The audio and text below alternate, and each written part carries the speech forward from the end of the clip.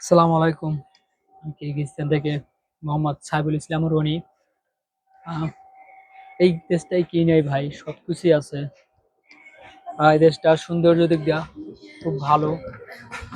দেখেন কত সুন্দর ফুল, অনেক ধরনের ফুল। এই যে দেখেন, দেখতে পাচ্ছেন কত সুন্দর ফুল। তারপরে দেখেন এই যে রাস্তার মাঝে একটা কি জানি উঠিয়ে রাখছে।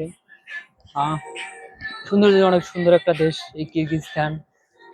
আহ, বর্তমানে 2025 সালে যারা কিরগিজস্তানে আসতে চাচ্ছেন তাদের উদ্দেশ্যে কিছু আমি কথা বলতে চাই। আহ, দেখেন, যা হলো 2024, 23, 22 সালে যে সমস্যা গুলো ছিল কিরগিজস্তানে, বর্তমানে ওই সমস্যাগুলো এখন বর্তমানে কিরগিজস্তানে নাই। দেখা গেছে যারা 24, 25, 24, 22 সালে, 23 সালে আসছে যারা, অনেকে যেন ভিসা করে দেয় নাই দালালেরা। অনেকে অনেক জায়গায় কাজ করছে, টাকা পায় নাই, টাকা মালিকেরা মেরে দিছে। এখন 2025 সালে এই নিয়ম কানুন সব চেঞ্জ হয়ে গেছে। 2025 সালে সবকিছু ঠিক হয়ে গেছে। এখন আপনার যা হলো সরাসরি কোম্পানি আপনার বাংলাদেশ থেকে আনবে, সব কিছু কোম্পানি বুঝবে, আপনার কোম্পানি ভিসা করে দিব। এখন কোনো এই কিরগিজস্তানে কোনো অবৈধ লোক থাকতে পারবে না, সব বৈধ হয়ে গেছে। জানেন 10 তারিখে পর্যন্ত রেট দিছিল। এখন বেশিরভাগই যা হলো 100 ভাগের 95% সব এখন বৈধ হয়ে গেছে, এখন অবৈধ বেশি নাই। আর যারা অবৈধ আছে তাদের যারা পুলিশরা ধরে দেশে পাঠাই দিতেছে, অনেকজনেরই দিয়েছে অলরেডি। আর যারা বর্তমানে 25 সালে আসতে চাচ্ছে কিরগিজস্তানে, একটা কথা মনে রাখবেন, কেউ দালালের মাধ্যমে আসবেন না। দালালের মাধ্যমে যদি আসেন অনেক সমস্যার সম্মুখীন হতে হবে, কারণ ওরা বলবে একটা, করবে আর একটা। এখন কিরগিজস্তান সরকার ভালো একটা নিয়ম করছে, যে ফ্যাক্টরির ভিসা ওই ফ্যাক্টরিতে আপনাকে কাজ করতে হবে এবং ওই ফ্যাক্টরিতে আপনার থাকতে হবে, অন্য কোনো ফ্যাক্টরি চেঞ্জ করতে পারবেন না আপনি।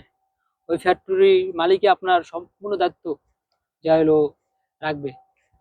আবার যা হলো আপনার যে কোনো সমস্যা সব ওই মালিকই দেখবে, কারণ ওই ফ্যাক্টরি নামে আপনার ভিসা বেরিয়ে।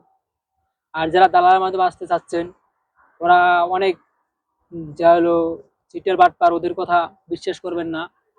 কেউ দালালের মাধ্যমে আসবেন না, যদি কেউ আসেন সবাই ফ্যাক্টরির মাধ্যমে আসবেন, মালিকের সাথে সরাসরি কথা বলে। এবং আপনার আপন যদি লোক থাকে বিশ্বাস্ত, তাকে বিশ্বাস করে আসবেন, কিন্তু কোনো এজেন্সি, কোনো দালালের মাধ্যমে আসবেন না। আর এই দেশে আসতে মনে করেন অত টাকা লাগে না। এখন সর্বোচ্চ 3 লাখ টাকা লাগতে পারে সর্বোচ্চ। তখন বেশি টাকা লাগে না।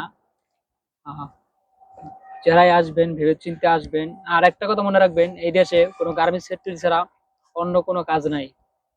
এই দেশে গার্মেন্টস ফ্যাক্টরি আপনার হলো সব থেকে বেশি কাজ। যারা গার্মেন্টস ফ্যাক্টরি, গার্মেন্টস এর কাজ জানেন, তারা এই দেশে আসার জন্য চিন্তা ভাবনা করতে পারেন। আর যারা গার্মেন্টস ফ্যাক্টরির কাজ না জানেন, তারা আসার জন্য এই দেশে চিন্তা ভাবনা ভুলেও করবেন না, কারণ এই দেশে কোনো গার্মেন্টস ফ্যাক্টরি ছাড়া কাজ নাই। আর এই দেশে গার্মেন্টস ফ্যাক্টরি আছে, বড় বড় গার্মেন্টস ফ্যাক্টরি আছে, ছোট গার্মেন্টস ফ্যাক্টরি আছে। কিন্তু অবশ্যই আপনার 100% কাজ জানা থাকতে হবে। এবং তাদেরকে এই কিরগিজস্তানে 100% আপনার তাদের কোয়ালিটি লাগবে, আপনাকে 100% কোয়ালিটি দিতে হবে। তারা 100% কোয়ালিটি চায়, বুঝতে পারছেন? যারাই আসবেন সুন্দরভাবে কাজ শিখে আসবেন।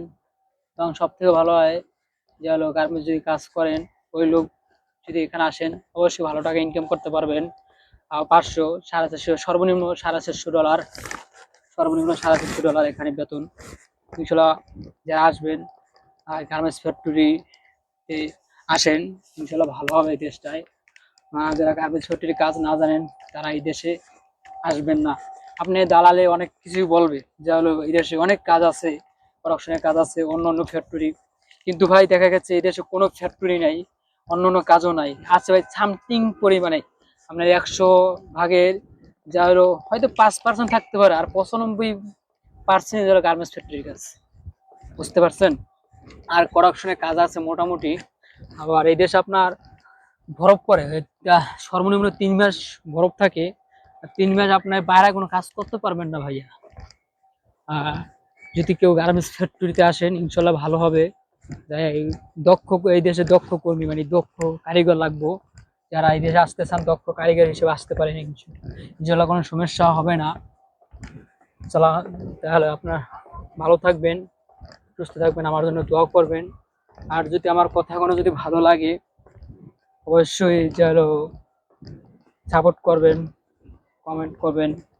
আর আপনাদের যদি কোনো বিষয় জানার থাকে আমাকে আপনারা বলবেন, আমি চেষ্টা করব আপনাকে যা হলো আমি সঠিক এটা বলার, এদেশের যে সমস্যা ওই সমস্যার সঠিক তথ্য আপনাকে বলার চেষ্টা করবো ইনশাল্লাহ। আসসালামু আলাইকুম, সবাই ভালো থাকবেন।